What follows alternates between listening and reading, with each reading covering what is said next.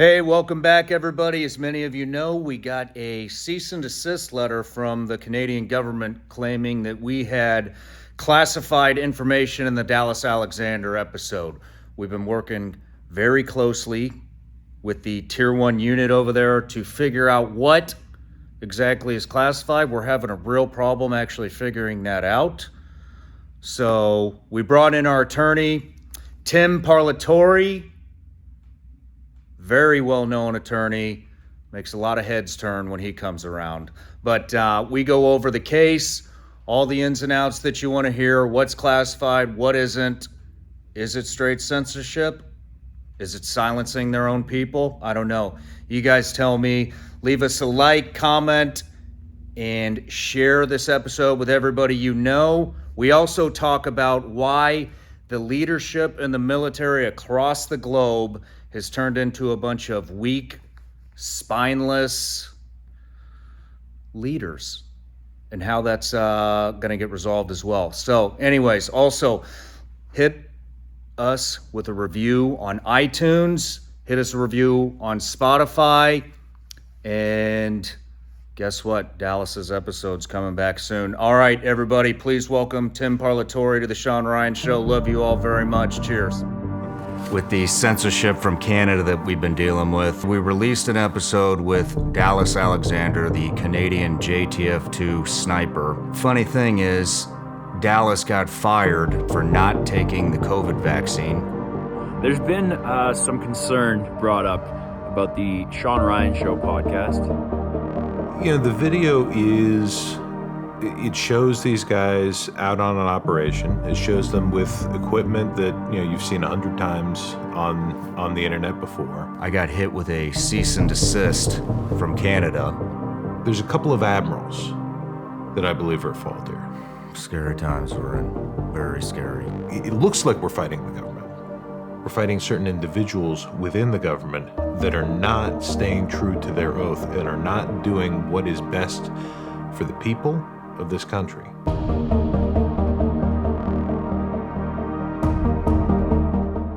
Tim Parlatore, welcome to the show.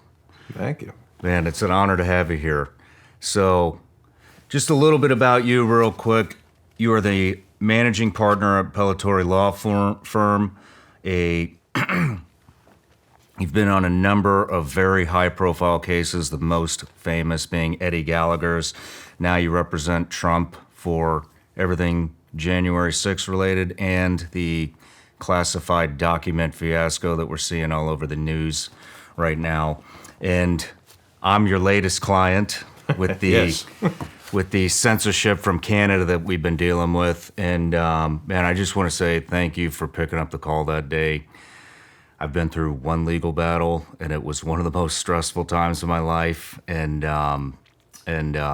So it's a real honor to have you backing me, and I think we made some serious headway with these people.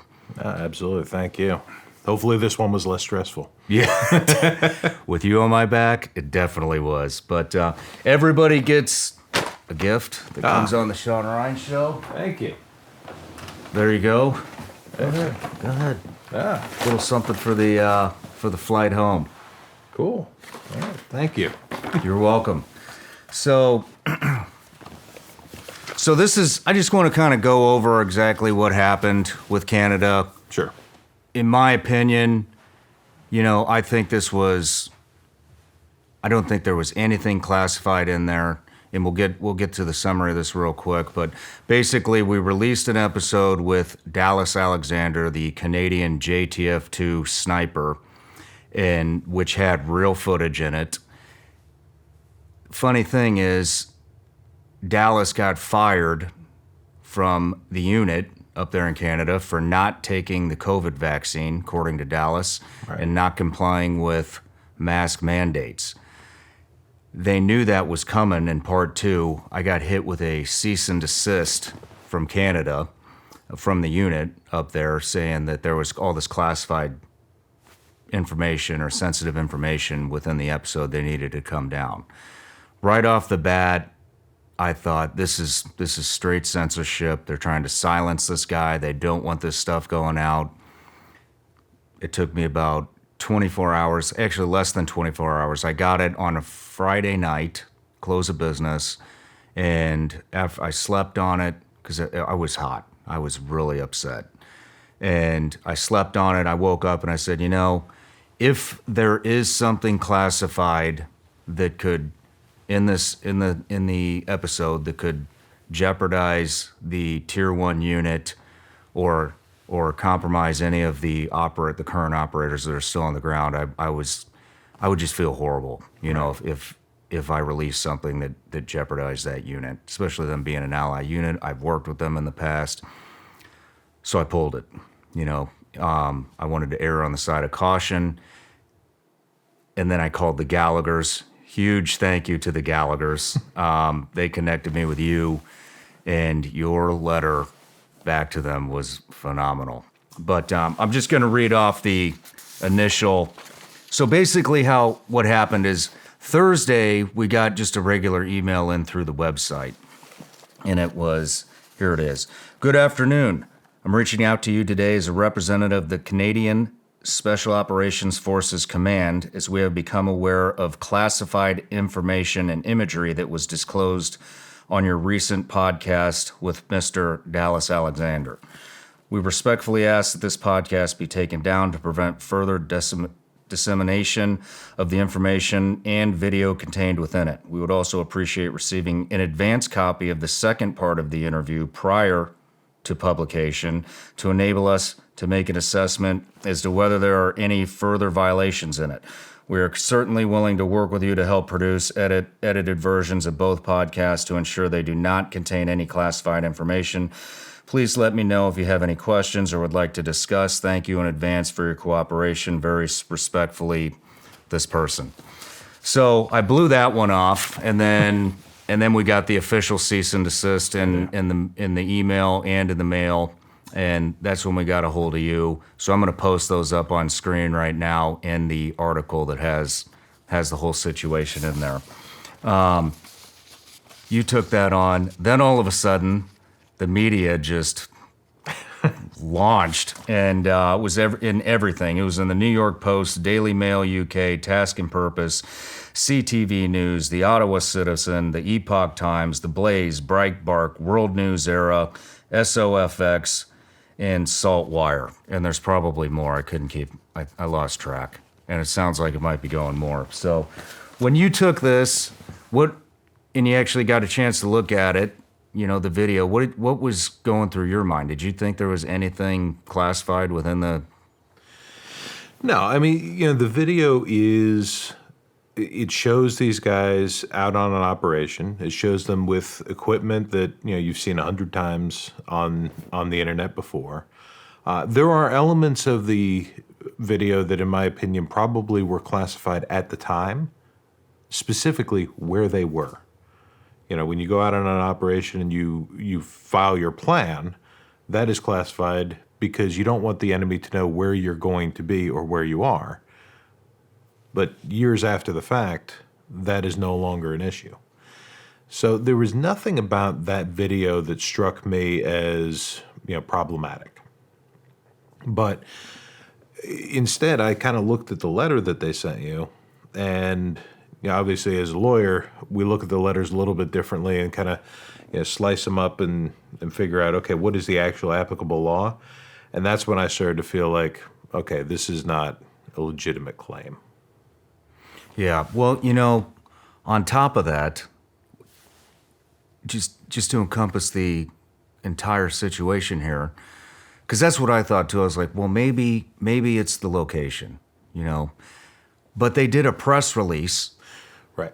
They did a press release of the location because they were so happy that they broke the world record that they couldn't wait to get the information out. That unit did a press release revealing the location of the operators who took the shot before they were able to leave the sniper hide that they were in. So they compromised the 4 shooters, any other intel guys that were in that hide with them, and they actually, according to Dallas, they actually had to make an emergency extraction because their country had compromised their location. Right. And I didn't remember that initially, and then I was like, wait a minute, he says this in the episode. And then speaking to Dallas, he had mentioned it several times again, and I was like, what could possibly be more classified than revealing the location of your operators who are still on the ground? Right. Exactly. I mean, the capability of hitting a target from that distance, that is obviously something that's not classified because they announced it. And so there really wasn't anything about that video that struck me. Sometimes you have videos where you can see, okay, if there's the intel or the crypto guy there, and if you can accidentally see, the screen on their little, iPad or whatever. But there wasn't any of that there. Yeah. They mentioned a few things that were classified. It was odd too. Here's another thing that was really odd. Was they made it sound like this was a major breach of national security, in the cease and desist. And so I emailed him back first thing Saturday morning, thinking, well, if this is that big of a deal, this email is definitely going to be monitored over the weekend. Right. We didn't hear a damn word until Monday late morning. Yeah. And so that also tells me, okay, this is not a matter of national security. This is bullshit. And so do you want to talk about our initial conversation? Sure. So, when you reached out to me, you explained the situation. And of course, the most important thing for me is let me read the letter. Lawyers, we write these scary letters. Even though they're called cease and desist or demand letters, we often, because lawyers like to speak Latin, we call them in terrorem letters, meaning to terrify somebody. And as a lawyer, I could look at it and say, well, this doesn't quite match up. What is the threat? If you don't do this, we're going to prosecute you. We're going to sue you. We're going to do, file an injunction. What is the threat? And what are the references to the law of what you allegedly broke? And what was interesting about this letter, as opposed to any other that I've dealt with before, is that it was all based on not very specific references to Canadian law, whereas you're an American. And everything you did was here in the U.S. and therefore governed by U.S. law, not Canadian law.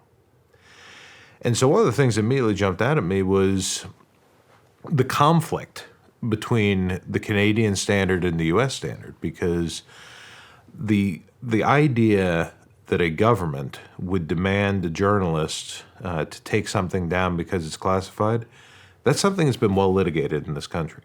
It was something that was brought up during the Vietnam War over the Pentagon Papers, and it went all the way to the Supreme Court, and the Supreme Court said the First Amendment, freedom of the press, trumps any governmental interest in keeping something classified. So the government can't censor the media based on something allegedly being classified. And of course, you and I spoke about it at the time, that one of the things that they said in there is that this video is the property of His Majesty the King. That is the wrong thing to say to an American. That's exactly what you said to me at the time. You said, that's the wrong thing to say to an American. I said, well, actually, Shawn, it's even better than that, because your defense to this is contained within the First Amendment to the Constitution, which is the document that we wrote after we decided we don't want to be subject to His Majesty the King anymore.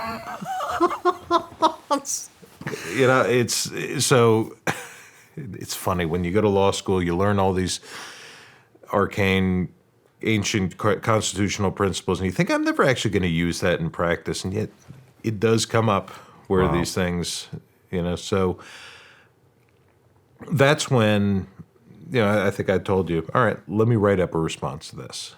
And what I did is I took all of their points and just hit back with, okay, I'm not an expert on Canadian law. I don't know Canadian law much at all. But U.S. law applies here. And so when you say this, the Constitution says the opposite. When you say it's intellectual property, our laws say fair use doctrine allows you to use it. just as any news agency out there can use these videos that depict a historical event as something to confirm the story. You know, you're not wholesale taking a long feature film that belongs to somebody else. You're taking a relatively short clip that confirms the accuracy of your story. And that's permitted under our Constitution and under the U.S. laws and the copyright law. So really, I wanted to push back on them to say, hey, look, everything you're threatening doesn't scare us. We're not concerned about any of your threats because legally you don't have any. But Shawn is very different from a lot of other journalists because he respects the operators. He respects this, what they're doing, and that's why he took it down to make sure that nobody's going to get hurt. And that's why we're willing to work with you to make sure that when it goes back up, it doesn't compromise any people or operations. And I wanted to make very clear from the beginning, I don't care what you say is classified because legally that means nothing to me. I do care about what you think might endanger people or operations because Shawn doesn't want to endanger any people or operations. You know, the reality is classification, it's somebody's opinion about whether something will harm national security. And it's a big problem in this country and presumably a lot of other countries of overclassification, where just because something is classified doesn't mean that it's actually something that should be kept secret. You had mentioned something last night at dinner that, you know, that really caught me off guard. I mean, it's just weird hearing it come out of somebody's mouth like yourself, who's been in this several different times, but the use of classified information, well, it's not classified to cover up an embarrassment from some type of leadership. Correct. How often does that happen? It happens a lot. It happens a lot in this country where we have so many things that are so overclassified, and classification really should be very narrowly used to the things that, if disclosed, would damage the national security of the country, as opposed to the things that, if exposed, would damage the reputation of a certain senior leader. And I'm not speaking of anybody in particular because this has been misapplied across the board to a whole bunch of people. So, and sometimes it's just that the government wants to be able to control the narrative. You know, they don't want you telling the story of what happened with that sniper team. They want to curate that story.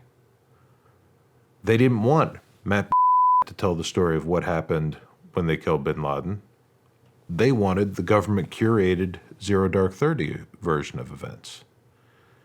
And so oftentimes you have these classifications that are not really designed to protect the country. It's to protect the individuals. And that's not a proper use of classification. Yeah. You think that's definitely what this was? I think that there's an element to that. I mean, when we got on the call and we started talking with these guys, one of the first things, because we went through the list of all the things that they wanted, and there was nothing that they told us was classified that I believed to be actually classified. There were several things that we agreed, you know what, in a spirit of cooperation, we'll pull that out. First names of the other operators. Mm-hmm. That's not classified, but at the same time, out of respect, okay, we'll pull those names. The first thing that they identified, do you remember what it was? The night vision. Bingo, night vision. They wanted you to blur out the portion of the photos that showed what night vision these operators were wearing, because it was the panoramic, the 4-tube. Mm-hmm. And I immediately knew that was not something that's classified, because they did the same thing when Matt wrote the book No Easy Day. And they said, you've revealed this classified piece of gear, that we have these panoramic 4-tube nods. But it's not classified. In fact, you sent me the link, the next day where we could go on L3 Harris's website and buy a pair. I mean, what are those? Those nods are like 15 years old, at least. And local police departments have them. And they told us they didn't want their capabilities to be out there. And it was, man, I got to be honest, if you don't have this capability by now, and you're the tier 1 unit, foreign and domestic in Canada, that's pretty embarrassing. It is. And, the concept that, well, we don't want the bad guys to know that we can see them at night that well. With all of the interrelation between the Canadian and the U.S. forces and anybody else, they may not know which unit's going to come through their door at night. But I think that they all have a pretty good idea that there is going to be some tier 1 unit that could come through their door in the middle of the night and see everything. Mm-hmm. Yeah, I So found that to be... It's an element of overclassification without serving any purpose that unfortunately kind of tinged the rest of our negotiations, because the first thing that they asked for, and we agreed, because who cares if you can see the nods or not, but it did tinge everything else to where when they say, oh, this video is classified. Okay, you mean like the night vision? So, there was a number of things. They also brought up the first names, which we bleeped, and people will find that out on Monday. So there's the previous classified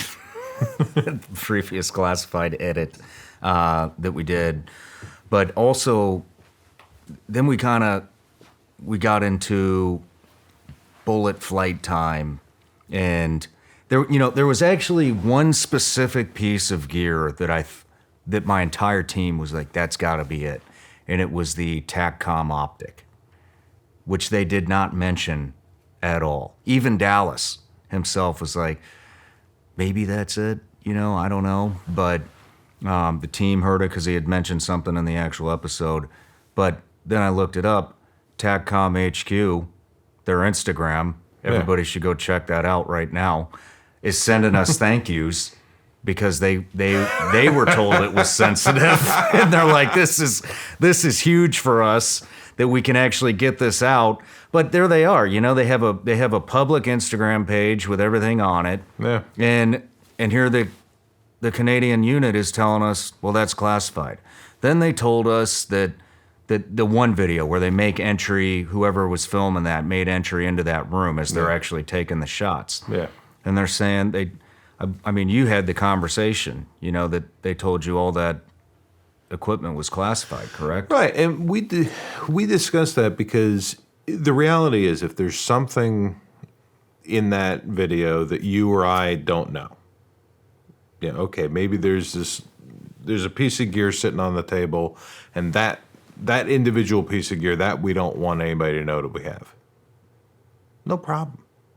Tell me what it is.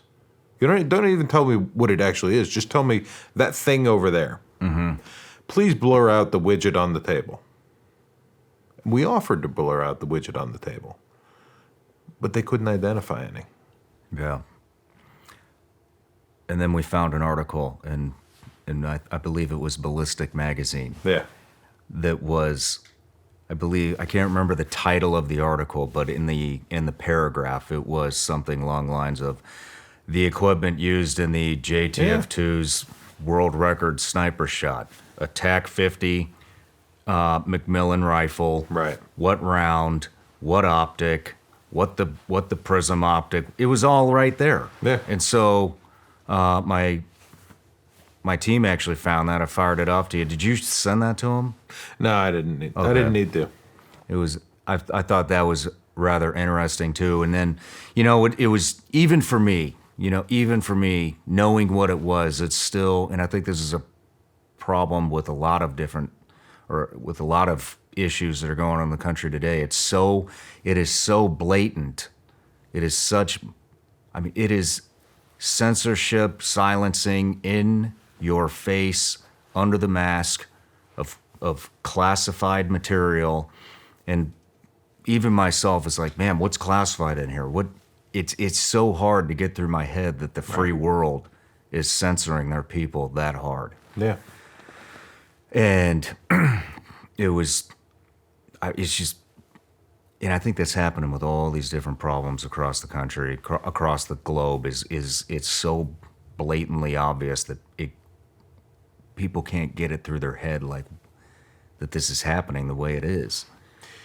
You know, it's something that with the proliferation of social media and YouTube and giving voice to the people in a way that we never had before, that the government just doesn't know how to deal with it. You know, think about even as recent as the 80s, when you didn't really have the internet. You had 13 channels on TV. You had newspapers, and that was how information got out. And so the government had a lot more control at the time over what got out, how it got out, and they could curate things better. But now, when you have the ability to disseminate information that much faster with the internet, the government doesn't know how to keep up with that. And so much of this it's not about protecting national security secrets. It's about the government wants to have sole control of the narrative. And, you know, even when we discussed with the Canadians, well, hey, you guys did the press release. You know, how is this an issue? You guys did the press release. And, you know, quite frankly, I look at that episode with Dallas and I say, aside from the COVID piece of it, the rest of it is a celebration of how good the Canadians were. It should be a good story for them. Obviously, they don't like the ending that Dallas told, but it should be something that they celebrate. But they wanted to control the narrative. They wanted to control who's giving the narrative, in my opinion. So, and it's the same thing that you see, you know, across the board with all of these types of cases. Yeah, I mentioned, you know, Matt earlier, who is a client of mine, full disclosure. And his book about the bin Laden raid, he did not go through the proper pre-publication review. The publisher asked him not to. The publisher gave him a lawyer who advised him he didn't have to. And all because the publisher wanted to rush it into publication before the re-election. Because the administration had put out, you know, their Zero Dark 30 version of events, and they wanted to have the counter narrative, the true story out there, also before the re-election campaign.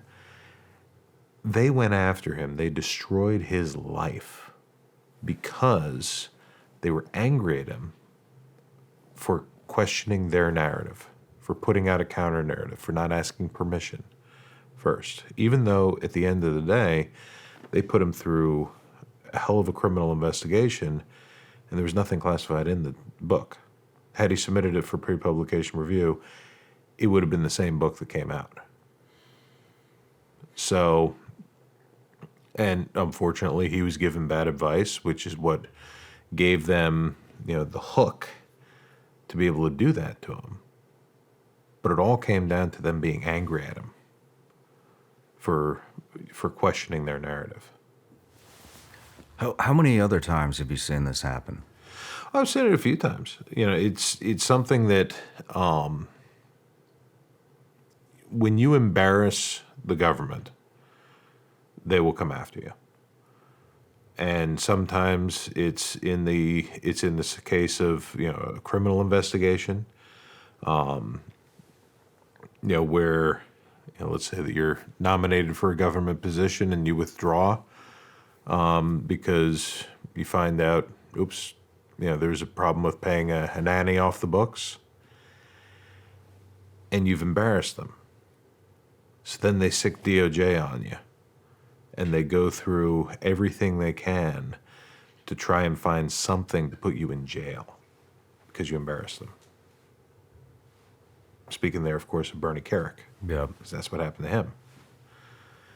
It's frequent. It's frequent. What did he do to embarrass the administration? I'm just curious. Bernie Kerik was nominated for the Secretary of Homeland Security, and he withdrew from the nomination when it was discovered that he had paid a nanny off the books for his kids and didn't pay the payroll taxes because she wasn't in the country legally. Interesting. Today, that probably wouldn't be a disqualifying thing. Yeah. But at the time, it was. Wow. What do you think? I mean, so they literally have zero recourse in getting this video down or coming after me.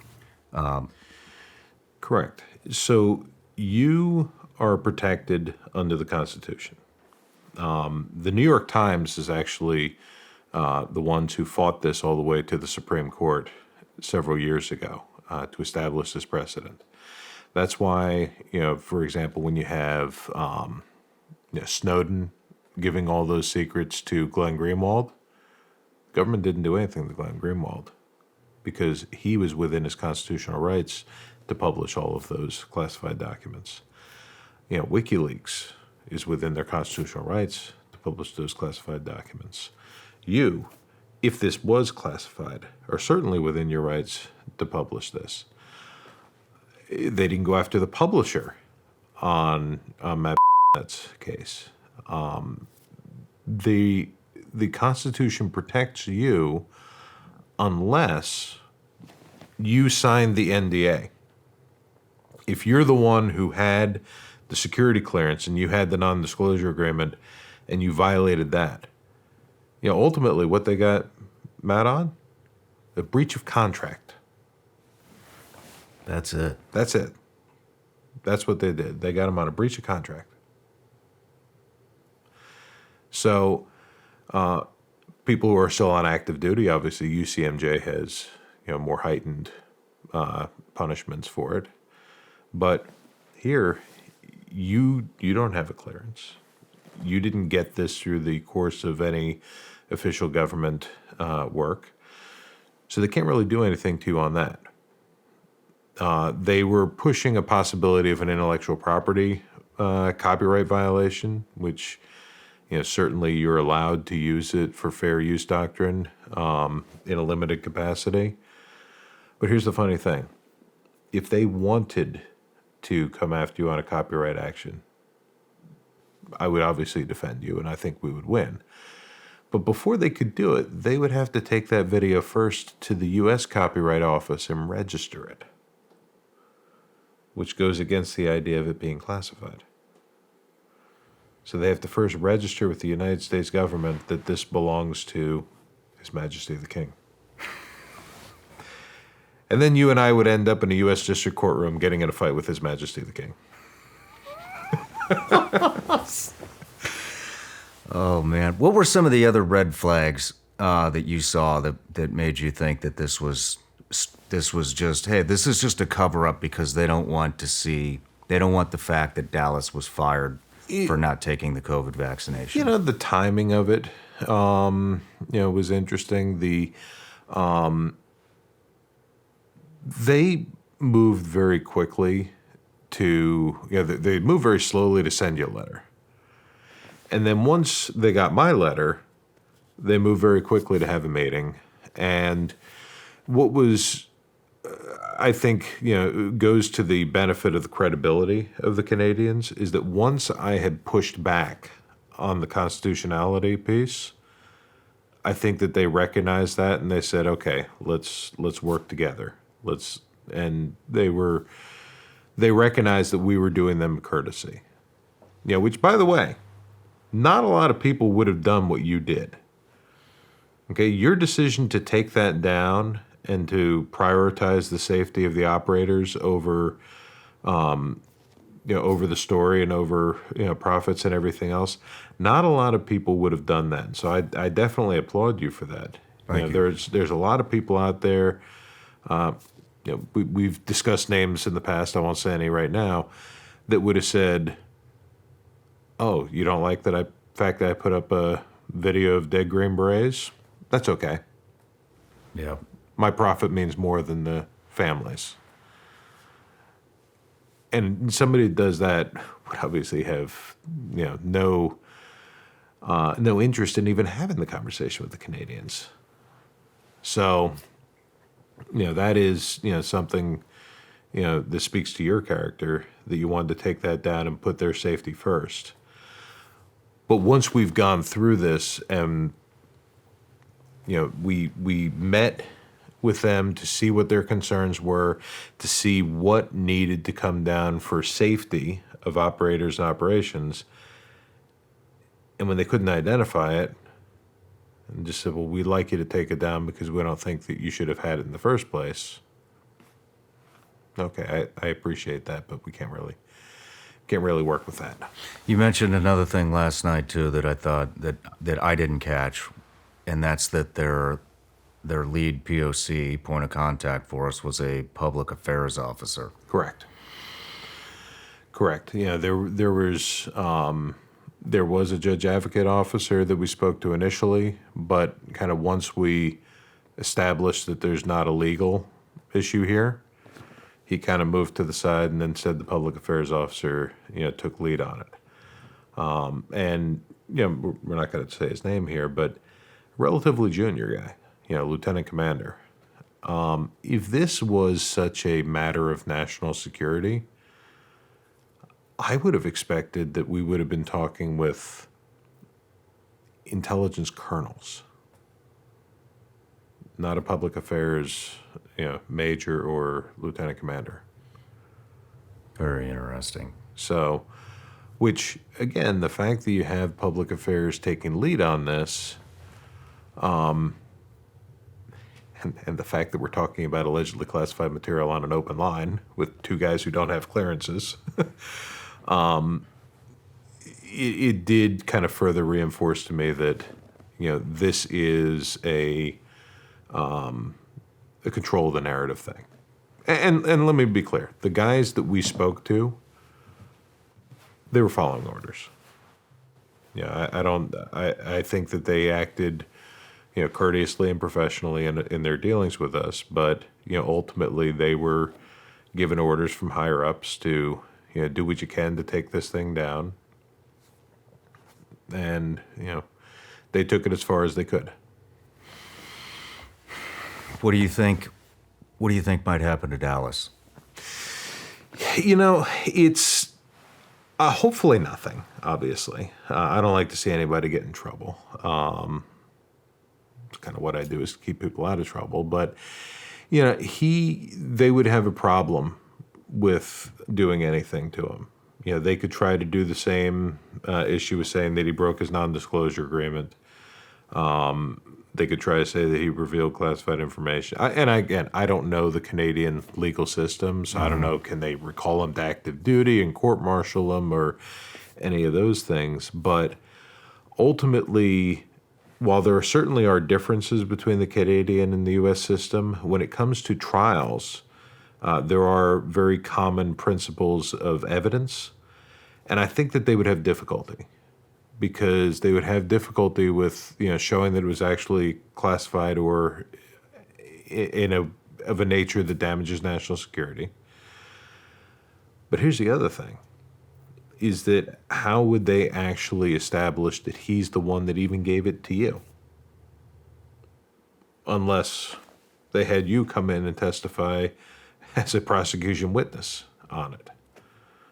So I think that there's a lot of chain of custody and classification issues that make it difficult. But more so, and one of the things I said to the public affairs officer is, the more you push on this thing, the more you draw attention to it. And there's an element here of the more you let it alone, the more you allow the public to sit there and say, wow, the Canadian Special Forces guys, they have some great capabilities. And leave it at that. Because the more you push, the more you create a circus, the more you create polarization. From a public affairs standpoint, it can end up hurting you more than helping. Interesting. Do you think they will go after him? I don't know. I'm sure that they're going to do their investigation. If media reports are to believe, they're certainly investigating it. Where is that going to lead? I don't. Where does it lead? Can they build the evidence? And what is the appetite for having that type of a problem? So they're definitely investigating him. Ultimately, it'll be up to the senior leadership to decide, are we angry enough with him that we want to go through this process?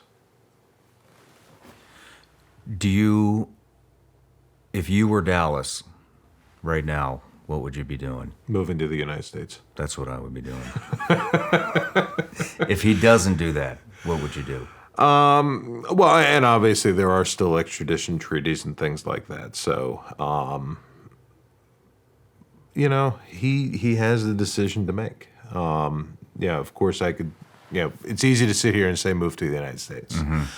But at the same time, obviously there are immigration issues. Can he get a green card to move here? Is he, will the U.S. allow him to come here for more than just a visit? Will they allow him to become a resident? So I think that Dallas, he's taking a stand for something he believes in. I think that based on your conversations with him and my brief interactions with him, I think he knows what he's doing, and he's made a conscious decision that this is more important to him. So the best thing that Dallas really should do right now is to try and find the Canadian version of me to have sitting in his corner with him. Roger that. Well, I'm sure he's going to watch this. But, Tim, let's If there was an opportunity for me to go up to Canada, I hear that they still wear wigs in court. I think that'd be a lot of fun. Yeah, I've always wanted the horsehair wig. On that note, let's take a quick break.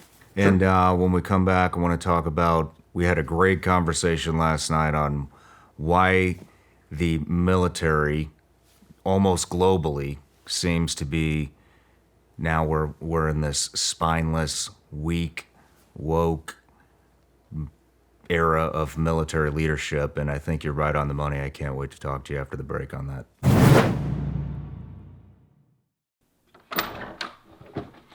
Hey guys, let me tell you about this subscription service that I've been working real hard on called Vigilance Elite Patreon. Basically on Patreon, we have it broken up into 3 different tiers. We got tier 1, tier 2, and tier 3. Let's dive in. Our tier 1 patrons get all the behind the scenes footage of the Shawn Ryan Show.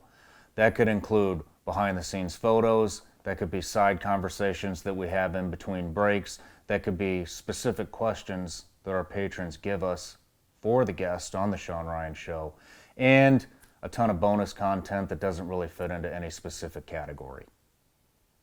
For our tier 2 patrons, they get access to our tactical training library, which consists of well over 100 videos.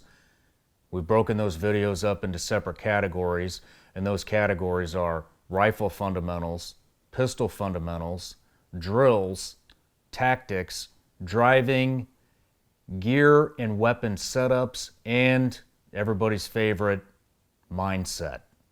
Also on tier 2, you will get a live update from me on the 1st and the 15th of every month, where we talk about the upcoming guests on the Shawn Ryan Show, plus all the benefits of tier 1. Our top tier, which is tier 3, gets full access to all the other tiers, plus they get full access to me, where we do video teleconferencing, VTC, once a month. We discuss anything from tactics to current events to who's coming on the show. I take suggestions, and it's very interactive. No matter what tier you choose, the support is greatly appreciated, and it is the only thing that makes this show drive on. So thank you for all the support. See you on Patreon.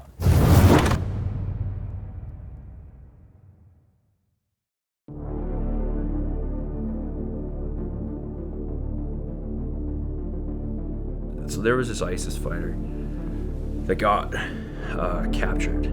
He was bragging about having raped like upwards of 200 young girls. Changing the way I saw stuff was like this human trafficking aspect to war.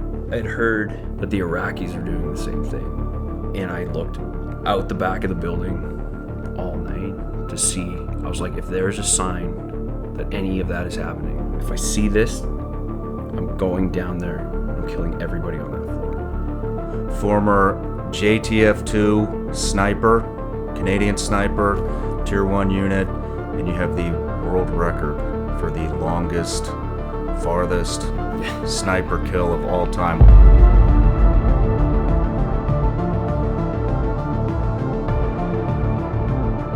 It goes to a special operations unit, wants to put bad people in the dirt. End of story. Man, I remember it being like just so fucking disturbing, but also like next level rocket fuel for what I wanted to do. Every time we fucking killed someone, I was like, that number 200 plus was in my head. I'm like, that's 200 plus less that's going to happen tomorrow, starting today.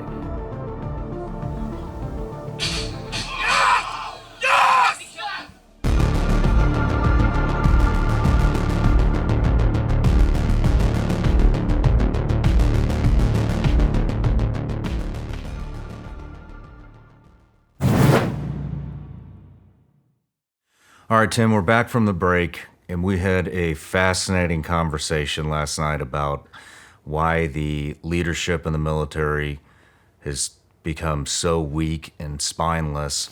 And this is a topic that's just, I've seen it over and over. Everybody wants to know why the military leadership is going the way it is here in the U.S., now obviously in Canada, and likely across the globe. We received a ton of emails actually from spec operators in Germany, in Holland, in Australia, and it seems like everybody worldwide is dealing with the exact same scenario here. So I'll let you take it from here. Yeah, you brought this up last night at dinner, and remember the first question I asked you was, when you joined, do you remember who your senior leadership was at the time? Yes. And how many of them had Vietnam combat service? All of them. That's right.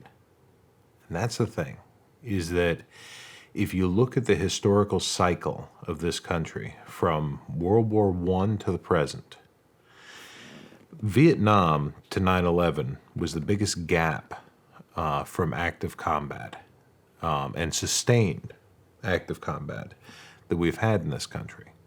Yes, there was Desert Storm and Somalia and things like that in the interim, but when I joined, all of our senior leaders, the senior enlisted, the colonels, the generals, they were all in Vietnam. The Commandant of the Marine Corps was a platoon commander in Vietnam. And the last Vietnam veteran aged out, the last Commandant of the Marine Corps who was a Vietnam veteran retired in 2005. So when 9/11 happens, and consider before that, I went to the Naval Academy, started in 1998. And so while I was there, the lessons that we learned about how to prepare for combat and combat leadership, they had all the Vietnam veterans come in and teach us that, because that was the most recent experience that they could draw upon. And so you fast forward, and starting around 06, all of those leaders are gone. And you go all the way up to the present, and all of your general officers today, not through any fault of their own, but for the year of their birth, they were all too senior on 9/11. And so you have this entire generation of paper generals that their junior officer days were spent during the post-Cold War peacetime. They've never carried a rifle on patrol. And so... Let alone been in combat. Right. Well, I mean, they've done it in training.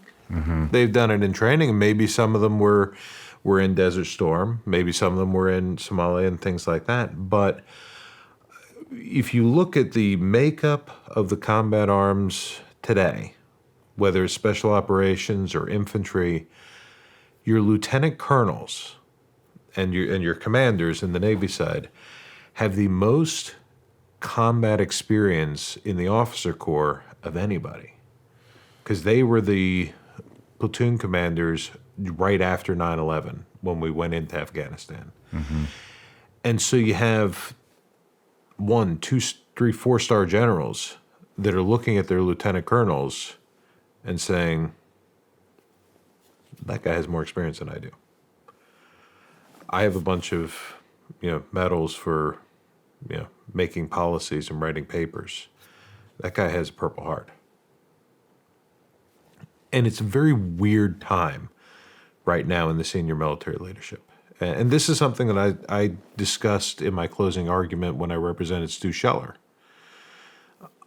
where your senior leaders are the least experienced. Look at the SEAL community. Admiral Green is the most senior SEAL admiral, I believe, right now in the Navy, and yet he is the least experienced SEAL officer in the Navy because he was too senior. So he never got to lead these combat patrols. As this current crop of the 9/11 junior officers starts right now to put on eagles as colonels and captains, and as they continue to move up into the admiral and general ranks, I think that you're going to see a bit of a reversal of this because the current leadership just doesn't have that experience. Yeah. But the next generation will. If any of them are left. And so many people are leaving the military. They are. It's unfortunate. I sit there. I graduated from the Naval Academy in 2002. We were the first class to graduate after 9/11. And I look at all of my classmates and who are now commanding officers of squadrons and of ships, and now screening for command of aircraft carriers and battalion command. I think one of my classmates was recently a team commander out in Coronado. And the guys and women are getting out. And a lot of it is because of the policies of DOD that's forcing them out. And the increase of the whole zero defect mentality, where I've done things recently, and I'm not going to name names here, but I've done recently things that I really didn't want to do. I represented a lot of my friends who were relieved of command, and I hate that. I'm happy to be able to help them, but I hate that I have to do it because we are trying to take the best officers out there and get rid of them.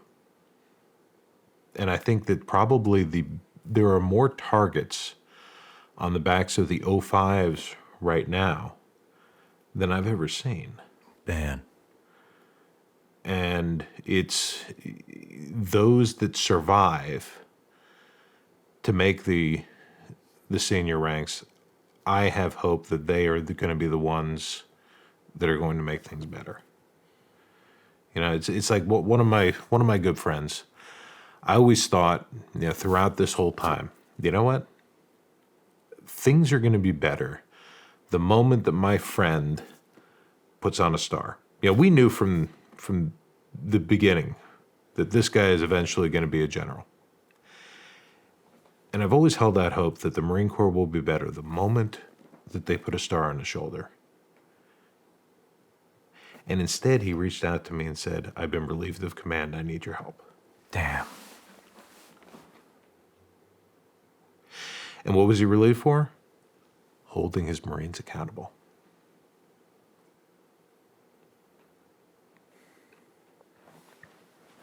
He was relieved for doing what we want our leaders to do. But in every one of these cases that I'm dealing with, you have a situation, and the pattern keeps repeating itself, where they try to hold the junior officers accountable to the same standards that we were held to as junior officers. And instead, rather than admit that you can't meet that standard or raise your performance up to meet that standard, they choose to file an IG complaint. And then that creates this whole investigation and vendetta where then the senior leaders come down and they say, you know what? It's easier to get rid of this guy than to do the harder right. And I will say that I'm in a weird situation with my job where everything I see in DOD is unfortunately the worst of what's going on. Because nobody invites me to the successes. Mm-hmm. I only get invited to the party when things are going badly. And I will caveat this to say that I have seen that the aviation community does a lot better at this than the other communities. It's not perfect, but I've definitely been a lot more impressed with the senior leadership in the aviation side of things than the others. And part of that may be because that's the one community where you have flag and general officers who did fly combat missions. Interesting. Because unlike the SEAL teams, where once you get above platoon command, you're out of the field, squadron commanders are still flying combat missions. So there may be an element of that in it too, but it's bad, and the morale is bad, and so many people that I sit there and say, this should be who we want to be the next general or the next admiral. They hit 20 and they drop their papers. And so many of them command. When I was a junior officer, my captain was the greatest. And it was like, this man was born to command a warship. Mm-hmm. And when he had his chain of command, we were all so sad to see him leave, and he was sad to see to leave. Today's commanders are even told a successful command tour is defined by surviving all of the IG complaints.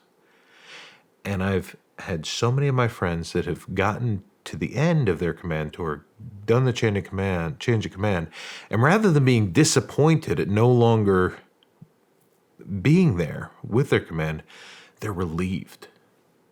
Damn. They're relieved that they survived.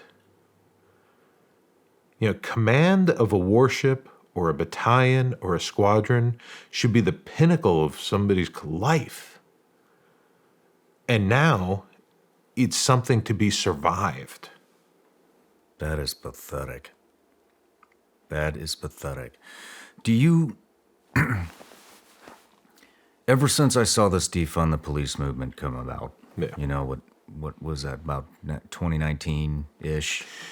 Summer of 2020 is when it really started hitting. When it went rampant, and I had this theory right off the bat that this was engineered from way up there, where they wanted to restructure all of the police departments, get the old blood out, bring in the new blood, bring in the yes men who are going to do anything that the weak leadership tells them, and I thought this is going to carry over to the military. Then we saw that we're seeing it right now. We saw with the COVID vaccine mandates, they got rid of a ton of wartime experience, a tremendous amount of wartime experience.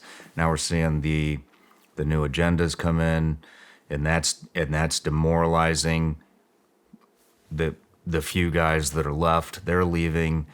I mean, do you think that this is coming from way up, and they're trying to restructure the entire military and police?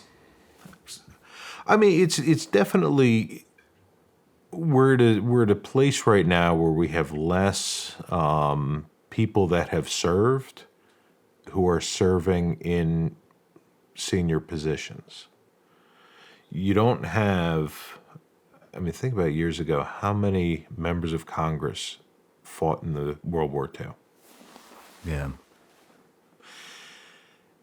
You think about, not having served, not having gone to Europe or to the Pacific was a liability for a political candidate at a certain point in time. Now, you have very few people that have served, and therefore very few people that have that understanding and experience and cultural understanding of what military and the police do. So I think that there is, that factor. Now, one of the things that I enjoy seeing is more veterans that are now getting elected to Congress. I think the more of that on both sides of the aisle is a good thing, because the more people that you have that understand that and understand the principle of, for the good of the country, we come together and work together, even if we have differences of opinion, I think that's going to help to turn the tide. Is it all a conspiracy from the top to cut all these things down? I think that there may be an element of influence operations here from our enemies. Certainly, who benefits the most from the weakening of the U.S. military? The Chinese, Correct. Russia. Correct. And you have the Chinese that are investing tons of money into our educational system, tons of money into this country to try and influence things. And as our leaders fight each other, they ignore the external threat. And sometimes don't even recognize that it's the external threat that has created the infighting. I believe that too, Tim. I am 100% in line with that. And I've been thinking that's what's going on for a long time. And I mean, to be honest with you, I don't think China could do a better job than they're already doing at dividing and demoralizing Right. America and its citizens and our allies too. Look at Right. Canada. I mean, look at, and I don't want to get into a whole discussion about election fraud and things like that, but if you look at 2016 and 2020, the greatest things that our enemies could have done was not to create fraud in the election to influence its outcome. It's to create the appearance of fraud.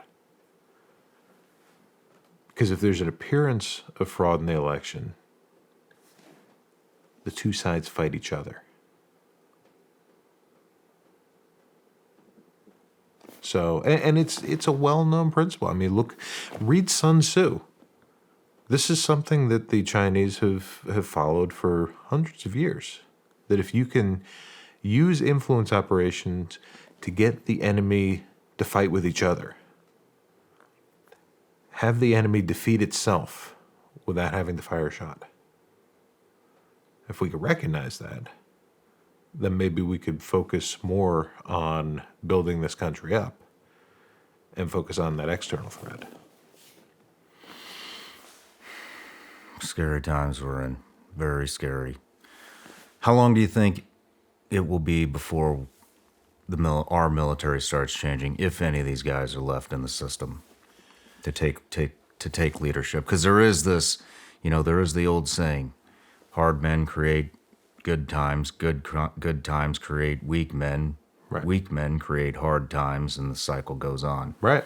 And you can see the cycle throughout our history, from Vietnam, the post-Vietnam letdown and all that stuff. And so I do think that things are going to turn around. I'm hopeful that things will turn around really within the next 5 years, because the people, the men and women who, bore the brunt of the load after 9/11, they are now starting to, and many of them are putting on captain and colonel, and will be up for flag and general officer ranks soon.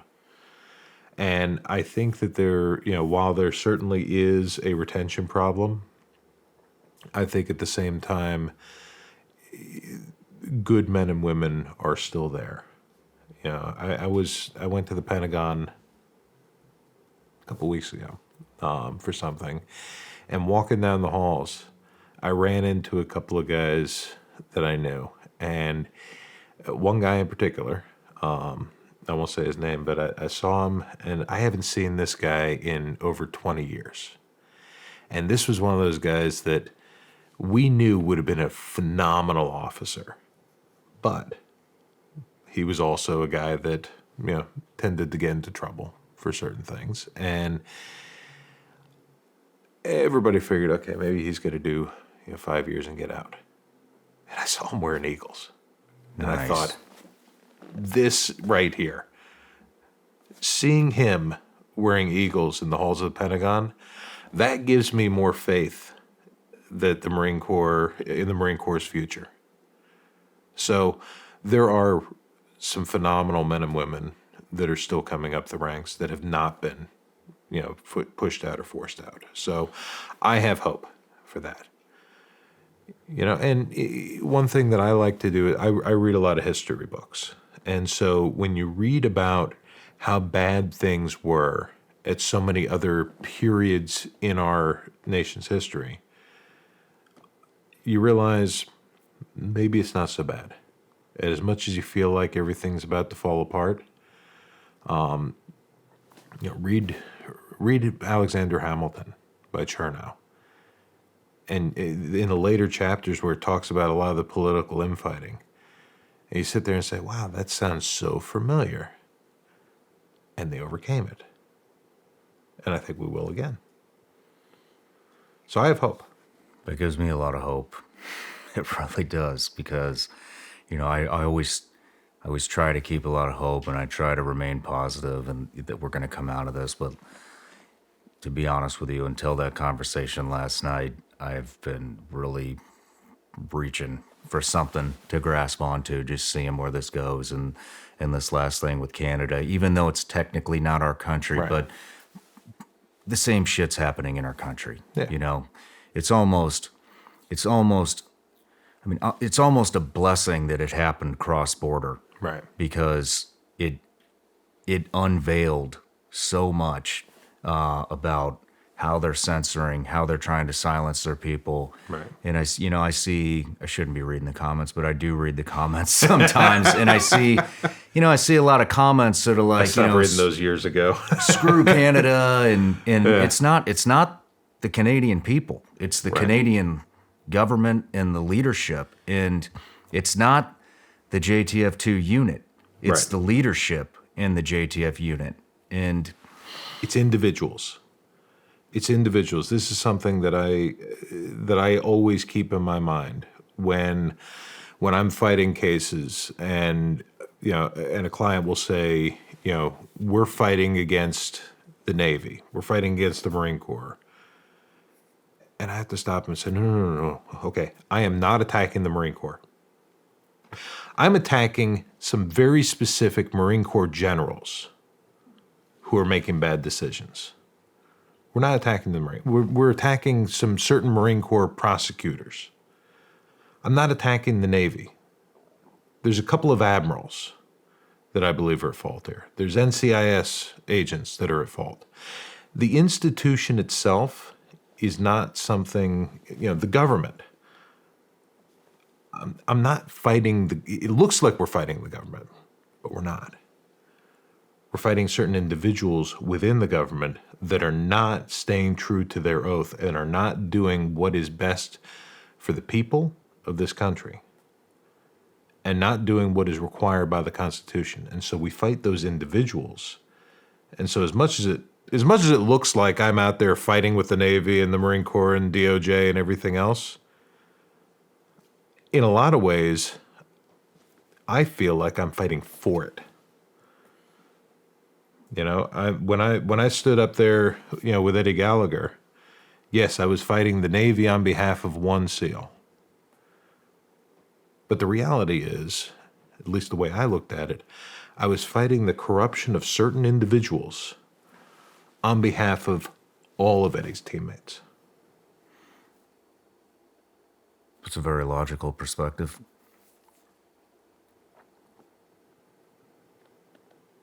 You know, if you think of it as this monolith, then it can't change.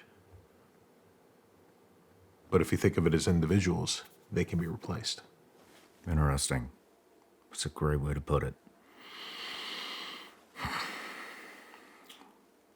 Well, Tim, on that note, I think this is a good spot to end it. I do want to just say that after what you just said, that my intentions were never to embarrass or bring light to JTF2 in any negative aspect.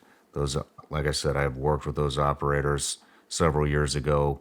Some of them are still over there, and it is a phenomenal group to work with. Yeah. The only and thank you for the compliment earlier. I wanted everybody's best interest. I wanted the best interest of the operators over there. I wanted the best interest of Dallas, and thank you for jumping in and saving my ass. And Of course. And the other thing is that I want to get out is, you know, I think there's a lot of kids and young adults whose aspirations are to go to a unit like that, and I don't want to demoralize the future of these units because they're extremely important. They have great culture in them, and I just want them to know that, yep, we're going through a transition right now, but weak leadership is always replaced with strong leadership. And so anybody that's looking at going to a unit, that unit or any unit, you know, just know that. These things will never improve unless good people go in. And I remember right after the acquittal for Eddie, the first interview that he did, and I sat with him, and I remember he was asked, you know, does this change, you know, do you regret joining the Navy or becoming a SEAL? And I remember his answer, it really struck me, where he said he didn't regret it for a second. And a day earlier, they were trying to put him in jail for life. And he says he doesn't regret it for a second. And he would advise other people to do it because while these certain individuals did the wrong thing, the reality is the teams, the military, was the greatest thing in his life. And he would absolutely recommend it to other people. You know, if my child grows up and decides to join the Navy, it'll be the proudest day of my life too, you know? And it's what we need is more good people to go in and do the right thing. 100%. And good people standing up to this tyranny, you know, this BS from these governments. But man, I'm extremely proud of what we did. Yeah. We have uncovered what it's like. We've uncovered real censorship. We hear about it all the time, and this is it. This is exactly what they're doing. They're masking it with classified documents, and you know, I think we won by unveiling that, and I think it was a big win for freedom of speech. Yeah. And like I said, thank you for being there, and of course. thank you for taking the case. I really appreciate it. And man, what an honor to know you. Well, what an honor to be trusted by you. You know, that's one of the greatest things for me is when people call me to ask me to do these things, that they are entrusting me to look out for their best interests and to protect them. You know, that means a lot to me. So I thank you for that. My pleasure. Seriously. So, all right, Tim. Best of luck to you. All your contact information, links, everything will be in the description. So if anybody's in some trouble, it needs the best of the best, there it is. But, all right. Thank you. Thank you. Cheers.